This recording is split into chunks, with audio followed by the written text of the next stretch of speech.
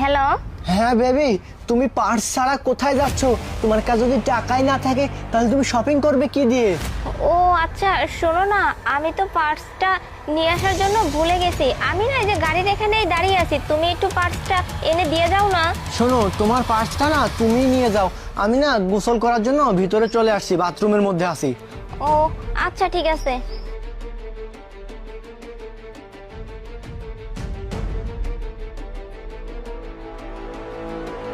আজকে আমি দেখব যে তুমি প্রত্যেক দিন কোথায় যাও। কেননা যখনই আমি ওকে গাড়ির ট্যাঙ্ক ফুল করে দেই, ও তখনই আধা ঘন্টার মধ্যে ধুম নাই, কোথায় যায়। আজকে আমাকে দেখতেই হবে।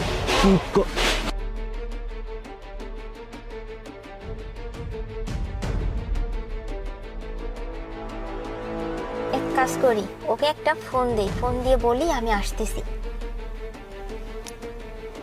হ্যালো বেবি, শোনো না, আমি তো এই যে গাড়িতে উঠে গেছি, আমি এখনই তোমার কাছে আসতেছি। হ্যাঁ হ্যাঁ, তুমি কোনো চিন্তা করো না। শোনো না, তোমার সাথে আজকে অনেক মজা করব, অনেক এনজয় করব। আর শোনো, আমি ভাবছি যে তোমার সাথে আজকে 2-3 ঘন্টা সময় কাটাবো, ঠিক আছে? বাই।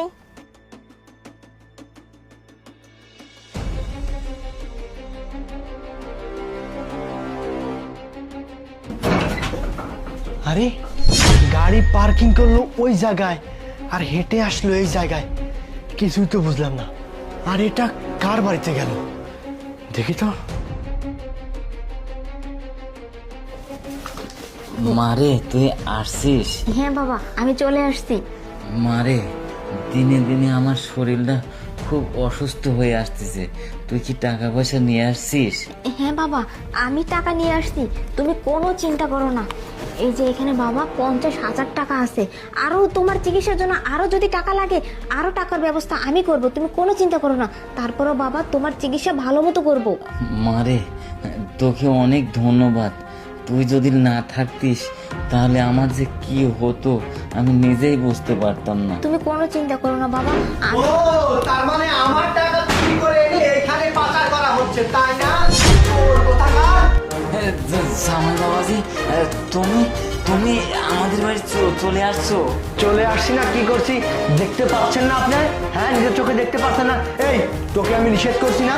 তোকে আমি নিষেধ করছি না, এই বাড়িতে কোনো আসা যাওয়া করা যাবে না। এই বুড়ার সাথে তো কোনো সম্পর্ক রাখা যাবে না। এই বুড়ার সাথে সম্পর্ক রাখতে হলে আমাকে ভুলে যেতে হবে। আর তুই কি করছিস? আমার এই বাড়ির টাকা চুরি করে এনে এই বুড়াকে খাওয়াচ্ছিস। তোর এত বড় সাহস! তোকে তো আমি